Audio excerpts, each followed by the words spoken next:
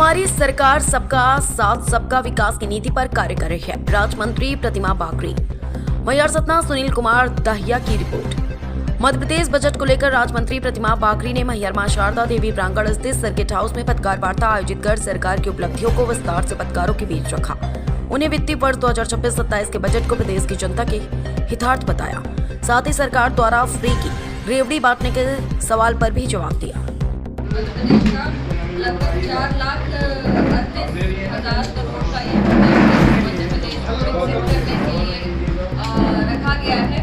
और जिस प्रकार हमारे देश के यशस्वी प्रधानमंत्री जी ने ज्ञान की बात कही थी और इनके जीर्णोद्धार की बात कही थी, गरीबों को सशक्त करना, युवाओं को रोजगार युक्त करना, अन्नदाताओं को प्रोत्साहित कर अग्रणी करना खेती के क्षेत्र में और मातृशक्ति को सशक्त करना, इस मंशा से केंद्र का बजट आया था। और उसी के समकक्ष हमारे मध्य प्रदेश को विकसित करने के लिए ज्ञान के साथ साथ इसमें डबल आई लगा करके ज्ञानी की बात हमारे प्रदेश के यशस्वी मुख्यमंत्री जी ने कही है, जिसको वित्त मंत्री आदरणीय जगदीश देवड़ा जी ने सबके समकक्ष रखा है। और उसमें इंडस्ट्रियलाइजेशन और इंफ्रास्ट्रक्चर को भी स्थान दिया है, क्योंकि मध्य प्रदेश एक विकसित होता हुआ प्रदेश और सबसे तेजी के साथ विकास कर रहा है। निश्चित तौर पर मध्य प्रदेश में भी जिस तरह से सबसे मजबूती मिली है वो मातृशक्तियों को मिली है। और यही का उदाहरण लेकर के बाकी के प्रदेशों ने भी मातृशक्तियों को मजबूत करने का निर्णय लिया। इसलिए उदाहरण के तौर पर हम देखते हैं कि मध्य प्रदेश जिस तरह मातृशक्तियों को अग्रणी कर रहा है हर क्षेत्र में और महिलाओं को सशक्त कर रहा है आर्थिक दृष्टिकोण से भी। और हम देखते हैं कि हमारी सरकार ने सरकारी नौकरियों में भी 35% का आरक्षण महिलाओं को दिया है। और जो रजिस्ट्री खर्च है वो महिलाओं को कम किया गया है, ताकि महिलाएं भी जो है जमीन में उनकी भी हिस्सेदारी हो सके। और उसके कारण आज हम देखते हैं कि रजिस्ट्री में महिलाओं की भी भूमिका ज़्यादा रही है, महिलाओं के नाम रजिस्ट्री ज़्यादा होने लगी है। और इसी प्रकार से हमारी सरकार ने महिलाओं को आर्थिक रूप से मजबूत करने के लिए लाडली लक्ष्मी के बाद लाडली बहना योजना लॉन्च की थी, जो मध्य प्रदेश की सबसे सफलतम योजना थी। और इसी को आगे बढ़ाने के लिए अलग से स्पेशल सरकार ने इसको बजट रखा है, आगे भी इसको जारी रखेंगे।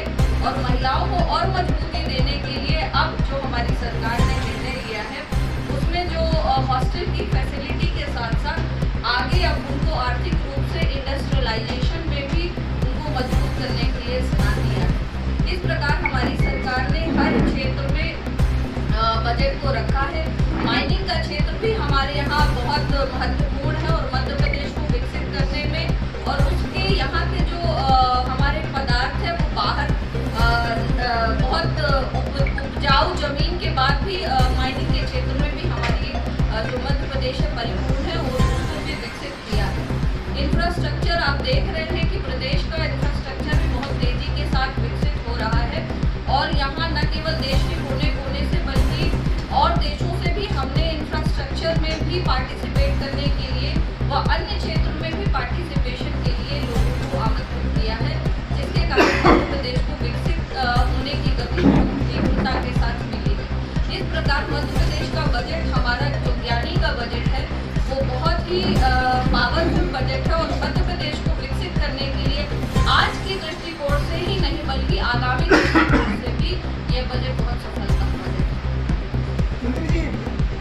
बजट केंद्र और राज्य का बजट आने के बाद देश के सर्वोच्च न्यायालय बड़ी अदालत है सुप्रीम कोर्ट ने राज्य की सरकार या सभी सरकारों को हिदायत दी है कि फ्री में जो आप लोग दे रहे हैं सरकार दे रही है उससे दिन प्रतिदिन घटता ही जा रहा है। रोजगार जो मिलना चाहिए रोजगार नहीं मिल पा रहा, फ्री से लोगों का काम नहीं हो पा रहा है।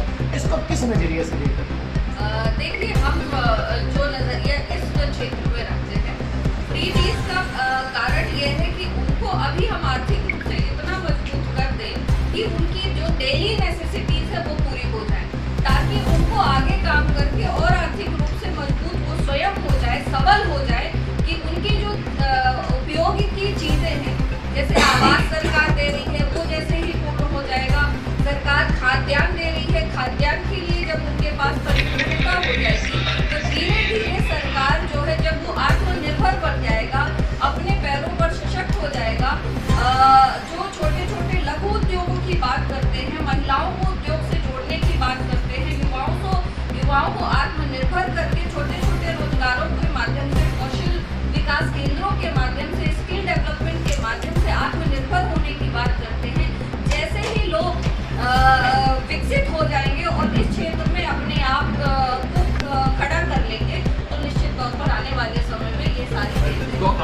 समझती हैं कि आपके बराबर एक लाइन और खींचने की कोशिश की जा रही है, जैसे कि यूजीसी कि जैसे आपने बोला कि उनको सबल बनाने के लिए प्रोत्साहन के रूप में दिया जा रहा है, मुफ्त की दी जा रही है, तो आपका मानना है कि एक तरह से अपने सामान्य वर्ग को और उसको एक बराबर लाइन में लाने की कोशिश की जा रही है? इसमें देखिए कोई वर्ग का भेद नहीं किया है। जो आर्थिक रूप से मजबूत नहीं व्यक्ति है वो किसी भी समाज का हो सकता है, किसी भी कास्ट का हो सकता है, लेकिन उसके पास अगर एमिनिटीज नहीं है, खाने के लिए नहीं है, आवास नहीं है, मूलभूत सुविधाएं नहीं है, तो हमारी सरकार हर उस व्यक्ति को सशक्त करने के लिए अग्रसर है और उनके लिए काम कर रही है। हमने कहा है कि सरकार ने 4 जातियों में देश को बांटा है, वो गरीब है, वो युवा है, वो किसान है, वो मातृशक्ति है। इसके अलावा किसी सरकार ने हम किसी भी जाति का उल्लेख नहीं किया कि हमको उसको विकसित करना है। वो किसी भी जाति का व्यक्ति हो सकता है, गरीब हर जाति का व्यक्ति गरीब है, युवा हर जाति का युवा है, महिला हर जाति की महिला है और किसान हर जाति का किसान है। इनको सशक्त करने के लिए बिना जाति के भेदभाव के जो भी इन सब सुविधाओं का लाभ लेने योग्य है और जिनके पास कमी है उनको सबको सरकार ने सशक्त करने की बात। मैडम, जो 2026-27 का बजट है, इसमें जो प्रमुख ड्रॉबैक निकल के आ रहा है वो ये है कि सरकार के ऊपर कर्ज का बोझ बहुत ज़्यादा है, कर्ज पर कर्ज सरकार लेते जा रही है।